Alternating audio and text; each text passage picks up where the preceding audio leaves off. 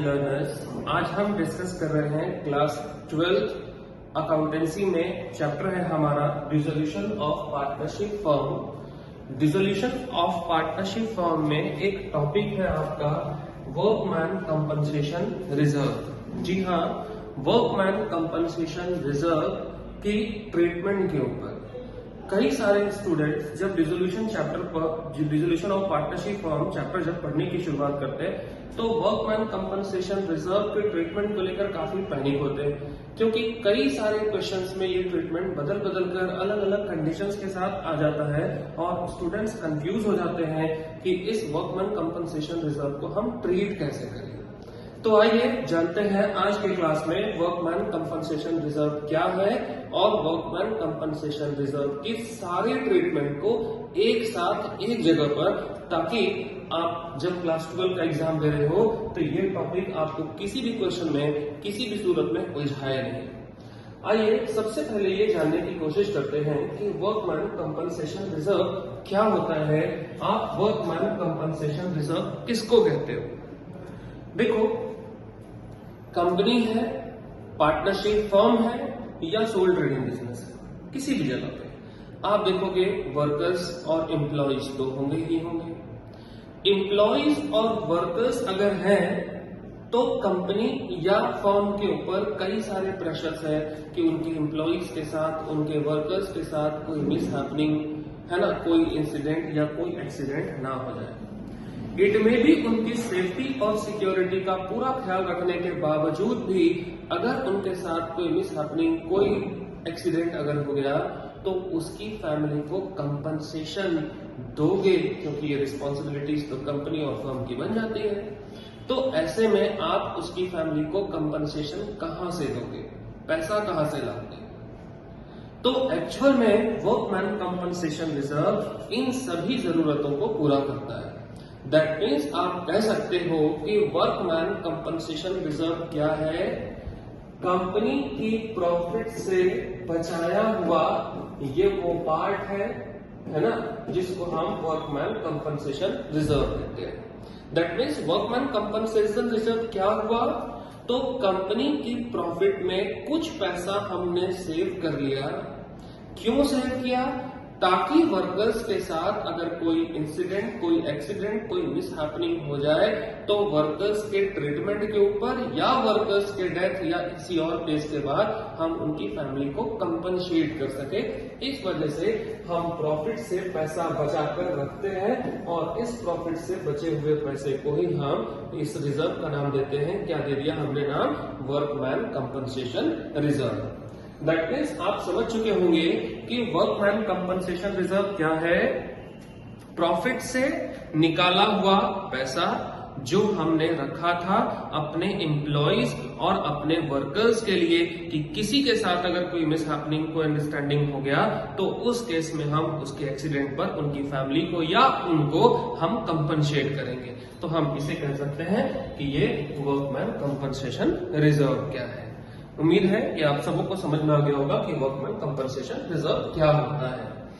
देखो, कहता आपसे कि workman compensation reserve is a reserve created out of firms profit, है ना, फर्म की प्रॉफिट में से हम उसको क्रिएट करते हैं, जैसा कि हमने अभी समझा। To meet the possible liability to pay the compensation to the employees if it is arise, है ना, यानी उस लाइबिलिटी के लिए हमने पैसा बचा कर रखा जो इट में भी क्रिएट हो सकता है या हो सकता है क्रिएट ना भी हो। That means workman compensation reserve create करने का मतलब ये नहीं होता कि हम अपने वर्कर्स और एम्प्लॉइज को पेमेंट करेंगे ही करेंगे। दैट मीन्स कि पैसा हमने सेव कर रखा है, लेकिन क्यों रखा? ताकि एम्प्लॉइज के साथ कोई मिसअंडरस्टैंडिंग होगा, कोई मिस हैपनिंग, कोई एक्सीडेंट, कोई इंसिडेंट अगर हो गया तो उस केस में हम उसे कंपनसेट करेंगे। दैट मीन्स कि ये कंपलसरी नहीं कि हमने क्रिएट कर लिया तो देना ही पड़ेगा। अब हम डिस्कस कर रहे हैं, हमारे चैप्टर है डिसोल्यूशन। तो डिसोल्यूशन में इसकी यूजेस क्या है? देखो, एडमिशन, रिटायरमेंट और डेथ, इन सभी चैप्टर्स में वर्कमैन कंपनसेशन को अलग रखो और डिसोल्यूशन चैप्टर में वर्कमैन कंपनसेशन रिजर्व को अलग रखिए। रीजन क्या है अलग करने का? तो एडमिशन, रिटायरमेंट और डेथ, इन तीनों ही चैप्टर्स में पार्टनरशिप फर्म कंटिन्यू रहेगा।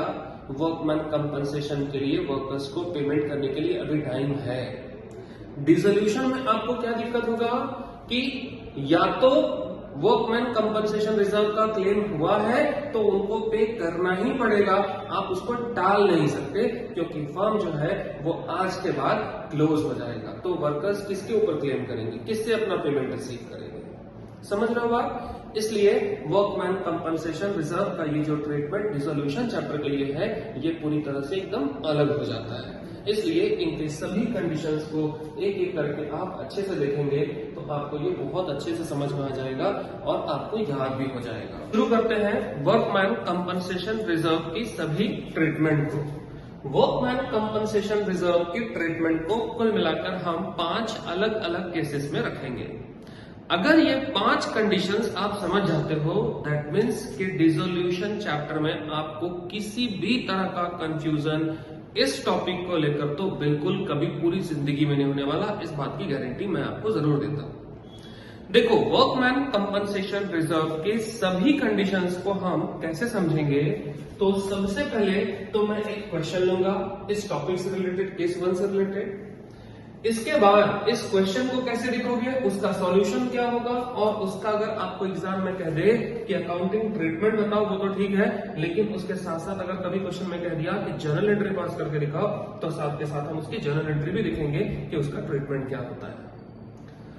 अगर आपको जरूरत हो तो टाइम टू टाइम आप स्क्रीनशॉट ले सकते हैं, मैं बोर्ड से हट जाऊंगा तो आप स्क्रीनशॉट ले लोगे तो आपको ये चीज क्लियर हो जाएगा कि हम आगे कैसे इसको नोट कर लें। देखो, केस नंबर 1 आपसे कहता है ना, liability against workman compensation reserve does not exist, है ना, यानी workman compensation claim is equal to nil, यानी वर्कमैन कंपनसेशन पर क्लेम हुआ ही नहीं है। या कहता है, इसी क्वेश्चन को आप दूसरी तरह से ट्रीट कर सकते हो कि no information is given of liability, यानी वर्कमैन कंपनसेशन तो हमने किया था, रिजर्व तो हमने क्रिएट किया था, लेकिन उस रिजर्व के अगेंस्ट कोई क्लेम है ही नहीं, तो उस केस में आप एंट्री क्या करोगे? देखो, जब आप क्वेश्चन को देखोगे तो आपके क्वेश्चन में क्या होगा कि जैसा कि सबको पता है कि डिसोल्यूशन चैप्टर में क्वेश्चन में बैलेंस शीट तो जरूर से रहेगा। इस बैलेंस शीट के कैपिटल और लायबिलिटी इस साइड में आपको क्या देखने को मिलता है, वर्कमैन कंपनसेशन रिजर्व आपको देखने को मिलेगा। सपोज करो कि आपके बैलेंस शीट में वर्कमैन कंपनसेशन रिजर्व 75,000 आपने क्रिएट किया है। एडिशनल इंफॉर्मेशन में नो क्लेम लिखा है ना, कि किसी भी तरह का कोई क्लेम नहीं हुआ, या क्लेम नहीं होने के साथ साथ यहां लिख दिया नो इंफॉर्मेशन अवेलेबल, यानी किसी तरह का कोई इंफॉर्मेशन ही नहीं है, या नहीं तो क्वेश्चन ही साइलेंट हो गया, एडिशनल इंफॉर्मेशन में उसने कुछ दिया ही नहीं है।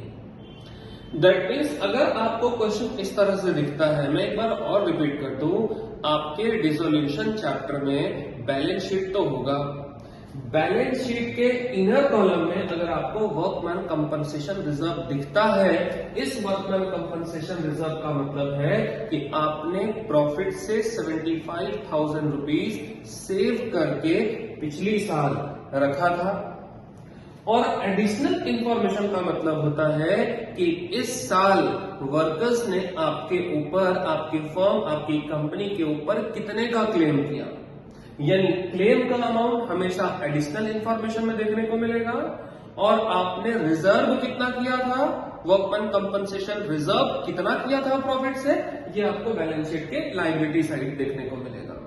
क्लियर हो गया? तो इस बात को आप सारे कंडीशंस में, केस 1, 2, 3, 4, 5 सभी कंडीशंस में याद रखेंगे कि रिजर्व जो प्रॉफिट से किया गया था वो बैलेंस शीट के अंदर देखने को मिलेगा, और वर्कर्स या एम्प्लॉई ने जो क्लेम किया है वो क्लेम आपको कहां देखने को मिलेगा, तो वो हमेशा एडिशनल इंफॉर्मेशन में मिलेगा। अब सपोज करो कि इस क्वेश्चन को जैसा आप देख रहे हो कि इस क्वेश्चन में वर्कमैन कंपनसेशन रिजर्व हमने किया था 75,000 का, लेकिन इसके एडिशनल इंफॉर्मेशन में कोई भी क्लेम नहीं हुआ, या कोई इंफॉर्मेशन है ही नहीं, क्वेश्चन में कुछ इंफॉर्मेशन दिया ही नहीं, तो ऐसे सूरत में आप क्या करोगे, क्वेश्चन को कैसे ट्रीट करोगे? सपोज करो कि इस क्वेश्चन में ए और बी पार्टनर्स थे, दो पार्टनर थे, सारे केसेस में ए और बी ही पार्टनर रहेंगे, और सपोज करो कि इन दोनों के बीच प्रॉफिट शेयरिंग रेशियो या पीयर रेशियो क्या है इसका 3:2। 3:2 का मतलब हो गया 3/5 और 2/5।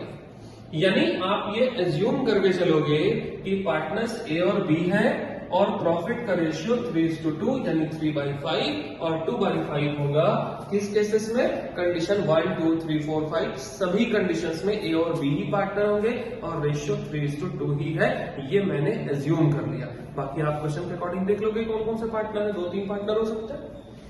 तो इस केस में अगर कंडीशंस ये है तो इसका सॉल्यूशन क्या होगा, यानी अकाउंटिंग ट्रीटमेंट कहां होगी, लेजर के ऊपर, कौन कौन से अकाउंट के ऊपर उसका इफेक्ट होगा, पहले हम वो देखने की कोशिश करते हैं। देखो, सबसे पहले तो इस तरह के क्वेश्चन पर पार्टनर कैपिटल अकाउंट के ऊपर इसका इफेक्ट होगा। सपोज करो ये आपने पार्टनर्स कैपिटल अकाउंट बना दिया, ये ए का अकाउंट है, ये बी का अकाउंट है ना, ये ए और बी का अकाउंट बन गया। पार्टनर कैपिटल के ऊपर इसको कहां ट्रेड करोगे? देखो, वर्कमैन कंपनसेशन रिजर्व कितने का था? 75,000 का। इसका क्या मतलब हुआ कि प्रॉफिट से पैसा हमने बचाकर रखा, कितना? तो 75,000 रुपीज, 75,000 रुपए हमने बचाकर रखे। इसमें से क्लेम कितने का हुआ? एक भी क्लेम नहीं हुआ। यानी आप सिंपल कंसेप्ट लगाओ, प्रॉफिट से पैसा बचाकर रखा हमने 75,000 और वर्कर्स ने क्लेम कितना किया? 0। अब फर्म जो है वो आज डिसॉल्व भी हो जाएगा, यानी आज के बाद फर्म भी नहीं है। तो सिंपल सा कंसेप्ट ये है कि आप इस प्रॉफिट का करोगे क्या, क्या करना है, फिर इस प्रॉफिट का क्या करोगे आप? तो ऑब्वियसली इस 75,000 को, चूंकि ये प्रॉफिट का पार्ट है और प्रॉफिट किसके बीच डिस्ट्रीब्यूट होता? पार्टनर्स के बीच डिस्ट्रीब्यूट हो जाता। अब इस प्रॉफिट पर कोई भी क्लेम है नहीं, वर्कमैन कंपनसेशन के ऊपर कोई, कंपनसेशन रिजर्व के ऊपर कोई क्लेम है नहीं, और क्लेम ना होने की स्थिति में आप सबको याद रखना है कि चूंकि ये प्रॉफिट का पार्ट था, अगर क्लेम होता तो हम पे करते, लेकिन क्लेम इज इक्वल टू है ही नहीं, तो जो प्रॉफिट बच गया उसको पार्टनर्स के बीच क्या करो? डायरेक्टली डिस्ट्रीब्यूट कर लो। कौन से रेशियो में? तो जो भी उनका पीयर रेशियो है उसमें डिस्ट्रीब्यूट कर लो। डिसोल्यूशन में ऐसे भी सभी बच्चों को पता है ना, कि हम गेनिंग रेशियो, सैक्रिफाइसिंग रेशियो, कोई रेशियो निकालने की जरूरत ही नहीं है। हम आप हर चीज को बांटोगे किसमें? पीयर रेशियो में। दैट मीन्स कि इसका ट्रीटमेंट क्या हुआ? तो 75,000 का वर्कमैन कंपनसेशन रिजर्व था, इस पे कोई क्लेम नहीं हुआ। क्लेम ना होने के कंडीशन में इस पूरे के पूरे वर्कमैन कंपनसेशन रिजर्व को प्रॉफिट का पार्ट मान लो और उसको पार्टनर्स के बीच जो भी उनका अग्रीड रेशियो, पीयर रेशियो है, उसमें डिस्ट्रीब्यूट कर दो। डिस्ट्रीब्यूट करने के लिए आप क्रेडिट साइड में लिखोगे वर्कमैन कंपनसेशन रिजर्व और इसके बीच का रेशियो क्या बच रहा है? तो 3:2। आप इसको 3:2 में क्या करोगे? डिस्ट्रीब्यूट कर दोगे। क्लियर है? तो 3:2 में जो भी अमाउंट आएगा, इस 75,000 को आप आराम से इजीली क्या करोगे? डिस्ट्रीब्यूट कर दोगे। क्वेश्चन खत्म हो जाएगा। अच्छा, इसका रियलाइजेशन अकाउंट में कोई ट्रीटमेंट होगा क्या? बिल्कुल भी नहीं। रियलाइजेशन अकाउंट में इस तरह के केसेस को बिल्कुल भी ट्रीट नहीं करोगे, इसको सीधे पार्टनर्स कैपिटल अकाउंट के क्रेडिट साइड में आप इसको बांट दोगे। जर्नल एंट्री क्या होगा सर? अगर हम जर्नल एंट्री की बात करें तो सिंपल सा लॉजिक है। देखो, वर्कमैन कंपनसेशन रिजर्व बाई है, that means workman compensation reserve account को डेबिट करोगे, और 2 पार्टनर कैपिटल, पार्टनर कैपिटल का मतलब 2 एज कैपिटल अकाउंट और बीज कैपिटल अकाउंट, आप इसको इसमें बांट दोगे। वर्कमैन कंपनसेशन रिजर्व 75,000 हो गया, और ये 40 और ये 35 में आप इसको बांट दीजिएगा, खत्म हो जाएगा। समझ में आ रहा बात? यानी इस तरह से आप ये अकाउंटिंग ट्रीटमेंट हो सकता है लेजर के ऊपर। और अगर आपसे क्वेश्चन में कह दे कि सर जर्नल एंट्री बनाओ, तो ठीक है जी, आप जर्नल एंट्री बना सकते हो।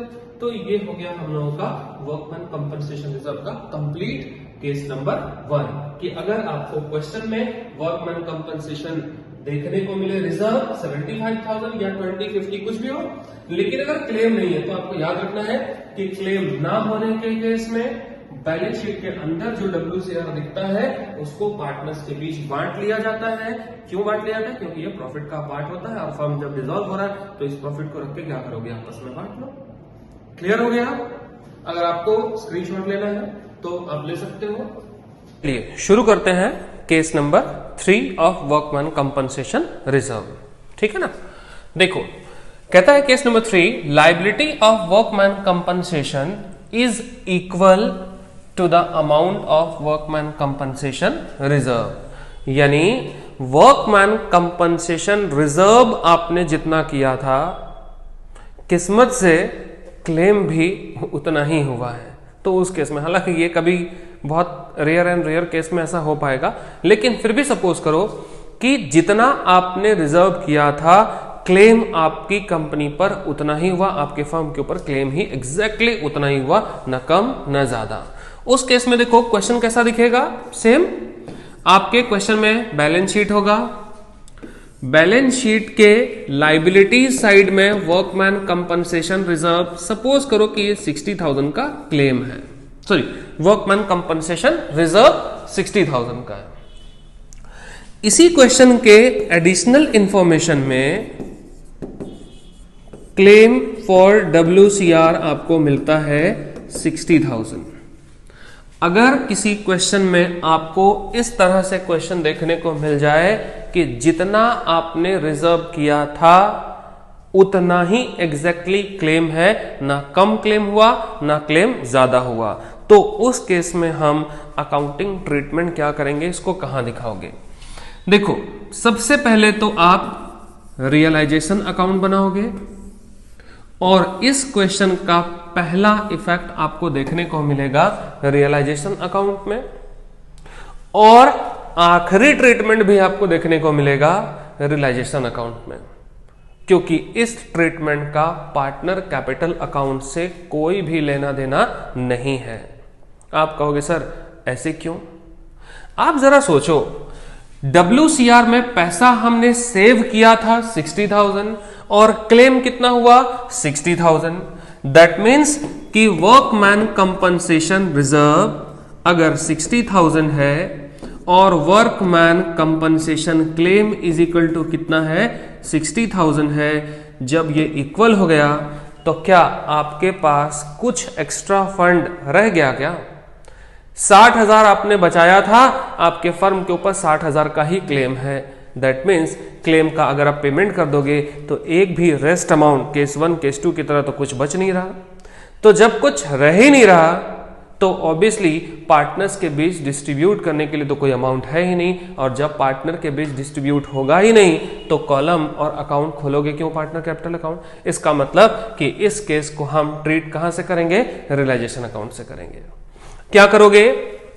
क्लेम का अमाउंट देखिएगा कितने का है, 60,000 का है, तो उस क्लेम को लायबिलिटी समझकर वर्कमैन कंपनसेशन रिजर्व ट्रांसफर करोगे 60,000, और चूंकि ये लायबिलिटी है तो भाई हमारा परम कर्तव्य है कि इस लायबिलिटी को आप पेमेंट तो करोगे ही करोगे, तो आप लिखोगे यहां पे टू बैंक अकाउंट, है ना, वर्कमैन कंपनसेशन रिजर्व या क्लेम जो भी आप कह लो, वो 60,000 रुपीज का आप पेमेंट कर दोगे। That's all. तो जो रिजर्व है वो खत्म हो गया और इसी रिजर्व से हमने फर्म की लायबिलिटी का पेमेंट कर दिया, खत्म हो गया topic.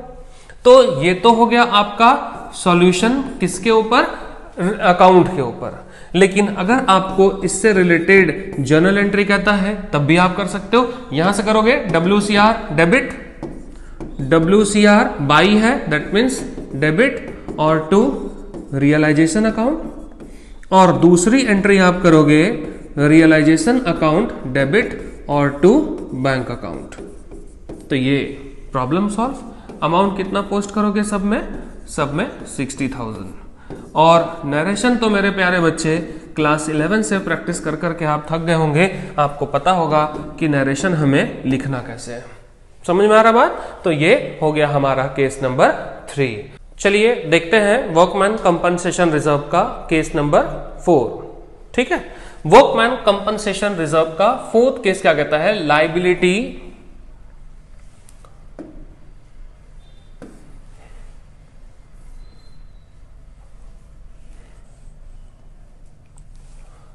liability of workman compensation is more than the amount of workman compensation reserve. यानी केस नंबर 4 आपका क्या कहता है कि वर्कमैन कंपनसेशन रिजर्व आपने जितना किया था आपकी लाइबिलिटी उससे कई ज्यादा है ना, यानी लाइबिलिटी का अमाउंट काफी ज्यादा। देखो WCR का ये जो ट्रीटमेंट है इसमें कई सारे स्टूडेंट कंफ्यूज हो जाते हैं। अच्छे स्टूडेंट इसको देख करके कंफ्यूज हो जाओगे कि सर ऐसे कैसे हो गया। बात को समझने की कोशिश कीजिएगा। वर्कमैन कंपनसेशन रिजर्व का अमाउंट कम है और क्लेम का अमाउंट इसमें क्या हो रहा है, ज्यादा हो रहा है। फॉर एग्जाम्पल आपका क्वेश्चन कैसा होगा, तो आपके बैलेंस शीट में लाइबिलिटी साइड WCR सपोज करो कि वर्कमैन कंपनसेशन रिजर्व आपको 60,000 दिखता है और इसके एडिशनल इंफॉर्मेशन में वर्कमैन कंपनसेशन क्लेम आपको सपोज करो कि 75,000 देखने को मिल रहा है। दैट मीन्स कि वर्कमैन कंपनसेशन रिजर्व कम है और वर्कमैन कंपनसेशन क्लेम का अमाउंट क्या हो रहा है, आपको ज्यादा दिख रहा है। तो ऐसे केसेस में आप इसको कैसे ट्रीट करोगे, इसको कैसे हैंडल करोगे, तो ये हमको समझना जरूरी है। सबसे पहले ये देखो 60,000 का WCR था और क्लेम कितने का हुआ, 75,000 का। अगर वर्कमैन कंपनसेशन रिजर्व 60,000 है और क्लेम का अमाउंट कितना हो गया, 75,000, क्या आपके पास इस क्लेम को पे करने के बाद कुछ बचेगा क्या? बच तो नहीं रहा सर, उल्टा कम पड़ रहा है। कहां से लाओगे? पिताजी से मांग लेना, है ना, मम्मी से मांग लेना, भाई बहन से मांग लेना थोड़ा बहुत। नहीं सर ये तो फर्म है, तो पे कहां से करोगे?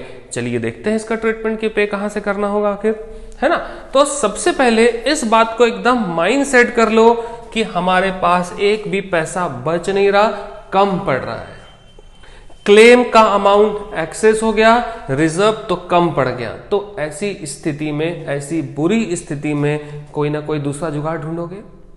देखो सबसे पहले क्या करोगे, तो इस क्वेश्चन के लिए अगर आप सॉल्यूशन की बात करोगे तो सबसे पहले ध्यान रखिएगा कि पार्टनर कैपिटल अकाउंट तो बनाना नहीं है। क्यों नहीं बनाना? पार्टनर कैपिटल अकाउंट में ट्रीटमेंट नहीं करना। क्यों नहीं करना?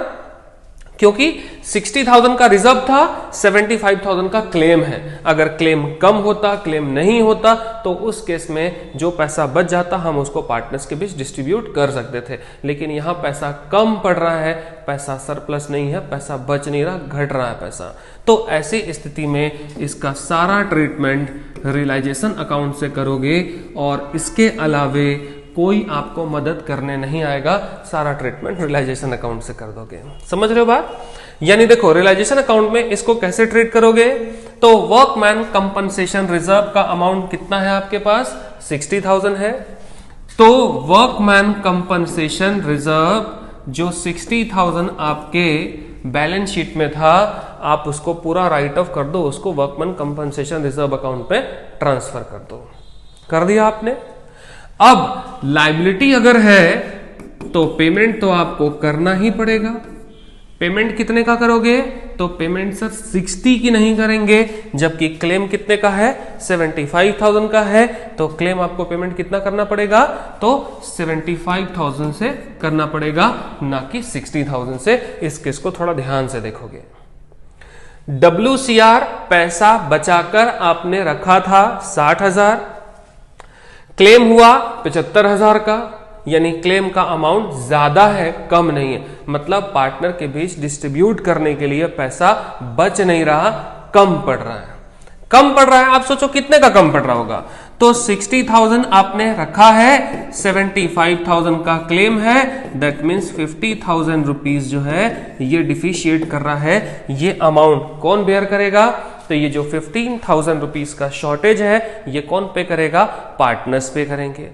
अब या तो पार्टनर्स इस 15,000 को डायरेक्टली पे कर सकते हैं, या फिर आप ये सोचो ना कि ये 15,000 का लॉस अगर हम रियलाइजेशन अकाउंट से दिखा दें तो रियलाइजेशन अकाउंट का प्रॉफिट और लॉस ऑब्वियसली किसके बीच बटेगा, पार्टनर्स के बीच बटता है, और अल्टीमेटली पार्टनर्स के बीच रियलाइजेशन की प्रॉफिट या लॉस को फिर आप ट्रांसफर कहाँ करते हो, पार्टनर कैपिटल अकाउंट में ही ट्रांसफर करते हो। तो या तो हम इसको डायरेक्टली ट्रांसफर कर देते या तो फिर हम रियलाइजेशन अकाउंट से ट्रांसफर कर रहे हैं। तो ज्यादा बढ़िया बेहतर कौन सा है, तो रियलाइजेशन अकाउंट है। तो आपके बुक के अकॉर्डिंग फिर हम उसको उस तरह से ही पेमेंट कर लेते हैं। देखो क्या कहता है, क्या करोगे, तो 60,000 का WCR जो है आप रियलाइजेशन अकाउंट के क्रेडिट साइड में ट्रांसफर करोगे, और जो क्लेम का पैसा है, क्लेम का पेमेंट तो फुल करना पड़ेगा, पूरा पेमेंट करना होगा। तो क्लेम का अमाउंट आप लिखोगे टू बैंक WCR, और अमाउंट कितना पे कर दोगे, 75,000। ऐसा करने से क्या होगा, तुम खुद ही सोचो, 60 और इधर 75, दैट मीन्स जो 15,000 रुपीज का लॉस था वो रियलाइजेशन अकाउंट में ऑटोमेटिक इफेक्ट हो जाएगा। जब आप इस अकाउंट को क्लोज करोगे तो 15,000 का एक्स्ट्रा लॉस जो है इस अकाउंट में अपने आप इफेक्ट हो जाएगा, और फाइनली वो पार्टनर कैपिटल में पार्टनर्स के बीच तो डिस्ट्रीब्यूट हो ही जाएगा। तो आपको इस क्वेश्चन को इस तरह से ट्रीट करना है। अब अगर आप इसका जर्नल एंट्री करना चाहते हो तो क्या करोगे, यहां से WCR बाई में है, that means workman compensation reserve account debit, और 2 में आपका हो जाएगा रियलाइजेशन अकाउंट, अमाउंट हो जाएगा 60,000। और अगर आप इसको देखोगे तो realisation account debit to bank account, और यहां अमाउंट आप लिख लोगे कितने से, तो 75,000 से। तो ये आपका एक और ये हो गया 2 जर्नल एंट्री, बाकी नरेशन तो आप मेंशन कर ही लोगे। समझ में आ रही है? तो ये कुल मिलाकर हो गया हमारा 4 टॉपिक, है ना। आइए हम देखते हैं वर्कमैन कंपनसेशन का case number 5। Workman compensation reserve का केस नंबर 5 क्या कहता है, workman compensation reserve is nil. ध्यान रखिएगा, workman compensation reserve is nil, यानी आपके बैलेंस शीट में लाइबिलिटी साइड में workman compensation reserve is equal to कितना होगा, नील, यानी वर्कमैन कंपनसेशन रिजर्व है ही नहीं। लेकिन कहता है but a claim for workman compensation is given in question. लेकिन जब आप एडिशनल इंफॉर्मेशन में जाओगे तो वर्कमैन कंपनसेशन क्लेम अमाउंट, है ना, क्लेम अमाउंट आपको कोई भी एक अमाउंट रख लो, कि सपोज करो कि 15,000 रुपीज का क्लेम आपके क्वेश्चन में दिया हुआ है, यानी आप कह सकते हो कि वर्कमैन कंपनसेशन रिजर्व है ही नहीं, यानी प्रॉफिट से आपने पैसा बचाकर रखा ही नहीं और क्लेम हो गया। तो सिंपल लॉजिक यही है कि आपके पास कोई बैकअप है ही नहीं और क्लेम हो गया, तो क्लेम क्या करोगे, चुपचाप उसको एक क्रेडिटर मानकर, उसको एक लायबिलिटी मानकर आप उसको क्या करोगे, पे कर दोगे। तो इसके लिए क्या करोगे, तो जब रिजर्व है ही नहीं तो पार्टनर के बीच बांट लेना है, ऐसा तो कुछ हो नहीं सकता, तो इग्नोर करो। लेकिन अगर रिजर्व नहीं है और क्लेम हो गया तो इस क्लेम का पेमेंट तो आपको जरूर करना पड़ेगा। पेमेंट करने के लिए आप क्या करोगे कि रियलाइजेशन अकाउंट तैयार करोगे। रियलाइजेशन अकाउंट में इस क्लेम को आप एक लायबिलिटी मान लो और वर्कमैन कंपनसेशन रिजर्व को आप ट्रांसफर कर दो क्रेडिट साइड 15,000 और इसी 15,000 को आप पार्टनर्स के बीच, सॉरी, इस क्लेम को आप क्या करोगे, पेमेंट कर दोगे 15,000 का, है ना। ये वर्कमैन कंपनसेशन रिजर्व बोल के आप उसको पे कर दो। यानी जो लायबिलिटी थी उसको डायरेक्टली रियलाइजेशन अकाउंट के क्रेडिट साइड में लायबिलिटी मान के ट्रांसफर करो और उसका फुल पेमेंट कर दो, क्योंकि इसके पास, आपके पास कोई चारा है नहीं, रिजर्व तो है नहीं आपके पास। अच्छा, इसका जर्नल एंट्री क्या करेंगे, सेम WCR अकाउंट बाई है, दैट मीन्स डेबिट, और realisation account credit, first entry. Second entry में जब आप जाओगे तो realisation account debit to bank account, तो एंट्री करोगे realisation account debit to bank account, तो ये 2 एंट्री हो गया। अमाउंट कितना पोस्ट करोगे, सेम 15,000 और ये आपका हो गया 15,000। समझ में आ गया बात। तो हम आज इस पूरी टॉपिक पर हमने ये डिस्कस किया कि रियलाइजेशन अकाउंट क्या है, पार्टनर कैपिटल क्या है, हम वर्कमैन कंपनसेशन रिजर्व को रियलाइजेशन अकाउंट में, पार्टनर कैपिटल अकाउंट में कहां ट्रांसफर करेंगे, कब पोस्टिंग होगा, कहां होगा, और साथ ही साथ सारे केसेस में हम जर्नल एंट्री कैसे सॉल्व करेंगे ये हमने देख लिया। अगर आपको लग रहा है कि हाँ ये वीडियो मेरे लिए हेल्पफुल था तो प्लीज अपने सारे दोस्तों को बीच शेयर कर दीजिए ताकि उनको भी ये वर्कमैन कंपनसेशन का जो टॉपिक है वो क्लियर हो जाए और मेरा भी वीडियो शेयर हो जाए, ताकि मुझे भी तो इंस्पिरेशन मिले ना कहीं से, ताकि ज्यादा से ज्यादा वीडियोस मैं तैयार कर सकूं आपके लिए। ठीक है, okay, see you soon, bye bye.